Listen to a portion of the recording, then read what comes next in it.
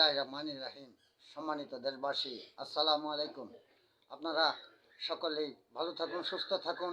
আগামী দিনগুলোতে দেশের উন্নয়ন, জাতির স্বার্থে আগামী 12ই ফেব্রুয়ারি 26-এর যে নির্বাচন, জাতীয় সংসদের সেই নির্বাচনে সকলেই যাতে ঐক্যবদ্ধভাবে বিবেচনার সহিত ভোট দিতে পারেন। এলাকার উন্নয়ন, পরিচিতজন এবং দলীয় সার্বক্ষণিক যাদের সাথে উঠবস করেছেন এবং আন্দোলন সংগ্রামে অংশগ্রহণ করেছেন, বিপদে আপদে সুপদে তাদের সাথে আজকে যাদের সংস্রব ছিল তাদেরকে আপনারা ভোট দেবেন এই আশাবাদ ব্যক্ত করি। ধানের শীষের বিজয় করে এদেশের মানুষের উন্নয়নের স্বার্থে, ভবিষ্যতের স্বার্থে আগামী 12ই ফেব্রুয়ারি আপনারা সকলেই ভোটারগণ মিলেমিশে এক হয়ে বিবেচনা করে বিভিন্ন দিকে ভোটকে ছড়িয়ে ছিটিয়ে না দিয়ে স্থায়ী সরকার গঠনে বিএনপির পক্ষে ধানের শীষে ভোট দিয়ে একটি স্থায়ী সরকার গঠন করে দেশের প্রকৃত সার্বিক উন্নয়ন সাধন করবেন এই আশাবাদ ব্যক্ত করি।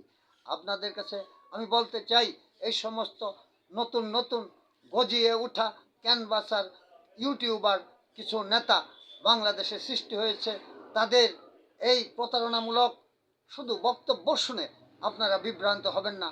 এখানে যুক্ত হয়েছে ওই বিদেশ থেকে উস্কানিদাতা, চিটার, ব্লগার এবং এক কৌশলী, আসলে মুসলিমদের পক্ষে বলে আসলে সে ভারতের স্বার্থ রক্ষা করে বৃহত্তর, আমেরিকার স্বার্থ রক্ষা করে বৃহত্তর এই দেশে বাংলাদেশে আজকে রাজনৈতিক বিশৃঙ্খলা সৃষ্টি করে আজকে তারা ফায়দা লুটতে চাচ্ছে। তারা ইউটিউবের ব্যবসাকে খাড়া করছে এবং তাদের নিজস্ব স্বার্থের জন্য তারা বিভিন্ন পায়তারা কূটকৌশলী ব্ল্যাক পলিটিক্স বাংলাদেশে গ্রো করছে। ওই জামাত, শিবির এবং নিউ চাইল্ড পার্টি ও ভণ্ড চরমোনাই পীরের মাধ্যমে এই দেশে রাজনৈতিক বিশৃঙ্খলা সৃষ্টি করতেছে। তারা বিএনপির বিপক্ষে উঠে পড়ে লেগেছে ওই সমস্ত বিদেশি blogger, YouTuber, black political, Pinaki Bhattacharya, fraud, cheater, এবং সে এই দেশের প্রকৃত রাজনৈতিক স্থিতিশীলতা চায় না, সক্রিয় উন্নয়নশীল রাষ্ট্রের স্থিতিশীল সরকার চায় না। কাজেই বিভিন্ন কায়দা কৌশলে বিদেশে বসে এই দেশে উস্কানি দিয়ে ওই ইনকলাব মঞ্চ, ওই বৈষম্য বিরোধী ছাত্র আন্দোলন, ওই কিছু ক্যানভাসার নেতাদেরকে নিয়ে ছাত্রত্ব নষ্ট করতেছে, অভিভাবকদেরকে ভবিষ্যৎ অন্ধকারে নিয়ে যাচ্ছে। আর লেখাপড়ার মান আজকে বিশ্বের কাছে বাংলাদেশের আজকে পিছনের দিকে নিয়ে যাওয়ার জন্য আসল ষড়যন্ত্র এই পিনাকি ভট্টাচার্য সহ কয়েকজন বিদেশি ইউটিউবার, ব্লগার। আজকে এই চিটার বদমাইশরা বাংলাদেশের রাজনৈতিক স্থানেও তারা ওই সুবল মারছে, বিভিন্ন কায়দা কৌশলে নির্বাচনকে বাধাগ্রস্ত করছে, বিএনপির বিপক্ষে উঠে পড়ে লেগেছে। বিএনপি যদি স্থায়ী সরকার গঠন করতে না পারে তবেই দেশে একটি অস্থিরতা সৃষ্টি হবে, দেশের উন্নয়ন হবে না, এটাই তাদের মূল কারণ। আজকে তাই এই দেশের যারা এই জনগণের সাথে সম্পৃক্ত না, এলাকায় যারা মিলেমিশে কোনো দিন কাজ করে নাই, মানুষের উপকারে জড়িত থাকে নাই, আজকে ওই সমস্ত জামাতের প্রার্থী, নিউ চাইল্ড পার্টি এবং চরমোনাইয়ের এই তারাই চাঁদাবাজি করে দলীয়ভাবে শুরু করে বিভিন্ন কায়দা কৌশলে, আর তারা দোহাই দেয় বিএনপির উপরে। এই একটা রাজনৈতিক কালো কৌশল তারা হাতে নিয়েছে, বিএনপিকে চাঁদাবাজ বলে, অথচ তারাই এদেশে এই উপমহাদেশে দলীয় ভিত্তিতে চাঁদা শুরু করছে, কূটকৌশলে গোপনভাবে তারাই উস্কিয়ে দিচ্ছে এই চাঁদাবাজিকে। আসলে কোথাও কোনো চাঁদাবাজি হয় না, সেটা ব্যবসায়িক লেনদেন এবং কলকারখানার যে সমস্ত ওই পুরাতন ভাঙ্গারি মাল, সেগুলি ব্যবসা চিরদিনই আসছিল, থাকবে, এবং এটা ওই তারা ক্ষমতায় গেলেও থাকবে, অন্য দল ক্ষমতায় গেলেও থাকবে। কাজেই এই সমস্ত অজুহাত দিয়ে নির্বাচনকে বিভ্রান্ত করতে চায়, পিছনে নিয়ে যেতে চায়। তারা নির্বাচনে পাশ করতে পারবে না বলে তারা আজকে বিএনপির বিপক্ষে উঠে পড়ে লেগেছে। তারা বলে প্রশাসন হেলে পড়েছে, বিচার বিভাগ হেলে পড়েছে, নির্বাচন কমিশন হেলে পড়েছে। আসলে হেলে পড়েছে ওই নিউ চাইল্ড পার্টি, ভণ্ড, পীর, চরমুনাই আর প্রতারক ধর্মের দোহাইদাতা জামাতে ইসলামী। তারা কোনো না কোনোভাবে দেশের উন্নয়ন না করে, রাষ্ট্রের পূর্ণ প্রকৃত সংস্কার না করে কিভাবে রাষ্ট্র পরিচালনা করবে, উচ্চ কক্ষ, নিম্ন কক্ষ, পিয়ার পদ্ধতি, গণভোট, এই সমস্ত নিয়ে তারা ব্যস্ততায় রেখে প্রশাসন, বিচার বিভাগ এবং দেশের রাজনৈতিক অঙ্গনকে অস্থির করে তারা শুধু ক্ষমতার অংশীদারিত্ব চায়, দেশের প্রকৃত উন্নয়ন চায় না তারা। তাই তারা বলে এটা হেলে পড়েছে, সেটা হেলে পড়েছে, প্রশাসন হেলে পড়েছে, বিচার বিভাগ হেলে পড়েছে, ওই নির্বাচন কমিশন হেলে পড়েছে। তাদের এটা অজুহাত মাত্র, ছলচতুরি, তাদের এটা ভণ্ডামি মাত্র।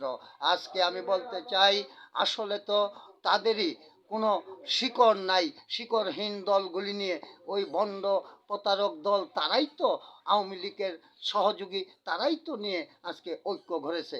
আজকে ওই স্বামী স্ত্রীর দল, দুইজন নেতা, একজন নেতা, তারা ওই ইউটিউবে নেতৃত্ব দিয়ে আজকে নিজের নাম প্রকাশ করে নির্বাচনে অংশগ্রহণ করে এমপি হয়ে সংসদে যে, সরকারে যে তারা একটা আওলা সৃষ্টি করার জন্যই এই সমস্ত কায়দা কৌশল করতেছে।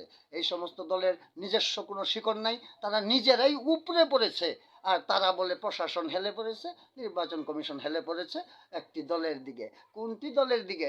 যেই দলের শিখর এই দেশের মাটিতে, গভীরে, এই দেশের আকাশে বাতাসে, মানুষের হৃদয়ে, যারা এই দেশকে উন্নয়ন করেছে, ভবিষ্যতেও উন্নয়ন করার জন্য, রাষ্ট্রের প্রকৃত সংস্কারের জন্য, জনগণের স্বার্থে রাষ্ট্র পরিচালনার জন্য ভোটের মাধ্যমে ক্ষমতায় যে তারা এদেশের মানুষের উন্নয়নের স্বার্থে কাজ করার জন্য যারা আজকে বারবার নির্বাচন করে একটি জাতীয় ঐক্যের সরকার, যারা আওয়ামী ফ্যাসিস্ট বিরোধী এবং বাংলাদেশি জাতীয়তাবাদের পক্ষে, গণতন্ত্রের পক্ষে, এদেশের স্বনির্ভরতার পক্ষে, শিক্ষা, স্বাস্থ্য, কর্মের উন্নয়নের স্বার্থে যারা রাজনীতি করতে চায়, তাদেরকে নিয়ে বিএনপি একটি ঐক্যের সরকার গঠন করবে। আর এই দেশে তারা বিভিন্ন অজুহাত সৃষ্টি করে, তারা বলে তারা নাকি এই ধর্মের দোহাইদাতা জাতীয় সরকার গঠন করবে, আবার প্রার্থী দিয়ে প্রতিদ্বন্দ্বিতাও করবে ইলেকশনে। তাদের কোনো চরিত্র নাই, তাদের কোনো স্থায়ী নীতি আদর্শ নাই, তারা গুপ্ত দল, তারা ব্ল্যাক পলিটিক্স করে এই দেশে রাজনীতি করতে চায়, এদেশের মানুষকে ধোঁকা দিয়ে। এদেশের এরা এরা আসলে কুচরিত্রের মানুষ। এদের চরিত্র প্রমাণ করলে, এদের বংশগোষ্ঠী খুঁজে দেখলে আপনারা ঠিকই পাবেন এরা এই সমাজের বিশৃঙ্খলা সৃষ্টির জন্য, এই দেশকে কলুষিত করার জন্য, এদেশের মানুষকে পতিত অবস্থা একটি কালো পলিটিক্সের দিকে নিয়ে যাওয়ার জন্য, তারা এই দেশের মানুষের স্বার্থ নষ্ট করার জন্য, এদেশের ধর্মের দোহাই দিয়ে এদেশের মানুষকে প্রতারণা সৃষ্টি করে, যাদের কোনো নিজস্ব ঐতিহ্য এবং নিজস্ব কর্মকাণ্ডের সরজমিনে সমাজে কোনো প্রতিষ্ঠা বা সমাজে কোনো আলেখ্য নাই, তারা আজকে ক্ষমতায় যেয়ে এদেশের কি সেবা করবে? আজকে এদেশের জনগণ, এদেশের সর্বসাধারণ, এদেশের প্রশাসন, এদেশের বিচার বিভাগ, এদেশের গণ্যমান্য ব্যক্তিবর্গ, এদেশের নীতিবান মানুষজন, এদেশের সর্বশ্রেণী পেশার মানুষজন বুঝতে পারছে তারেক রহমানের নেতৃত্বে এই দেশে একটি সুন্দর শৌখিন সরকার গঠন হবে এবং সেই সরকার দেশের উন্নয়ন করতে পারবে। তাই তো সকলেই মতামত দিয়ে দেয় ওই ধানের শীষের পক্ষে, তারেক জিয়ার পক্ষে। তাই তারা আজকে হিংসা, তারা আজকে এই কৌশলে নেমেছে, অপপ্রচারে নেমেছে, অপব্যাখ্যায় নেমেছে। এই দেশের মানুষের স্বার্থ রক্ষা করতে তারা ব্যর্থ হয়ে যারা রক্ষা করতে পারবে তাদের পিছনে উঠে পড়ে লেগেছে। আজকে বিভাজন সৃষ্টি করে এই দেশকে একটি অস্থিরতার দিকে নিয়ে যাচ্ছে আজকে। তাই আমি বলতে চাই, এদেশের মানুষকে আপনারা বিবেক দিয়ে, বিবেচনা দিয়ে, আপনাদের সুশিক্ষা দিয়ে, সভ্যতা দিয়ে আপনারা বিবেচনা করে এই দেশ, এই জাতি, নতুন প্রজন্ম এবং সর্বশ্রেণী পেশার মানুষ নিয়ে শান্তিপূর্ণ রাষ্ট্র সমাজ গঠনে এই দেশের উন্নয়নের স্বার্থে আগামী 12ই ফেব্রুয়ারি 26-এর নির্বাচনে জাতীয় সংসদের ভোটে আপনারা ধানের শীষকে বিজয়ী করবেন, এই আশাবাদ ব্যক্ত করে আপনাদের সকলকে ধন্যবাদ জানিয়ে, সালাম জানিয়ে বিদায় নিচ্ছি। আল্লাহ হাফেজ।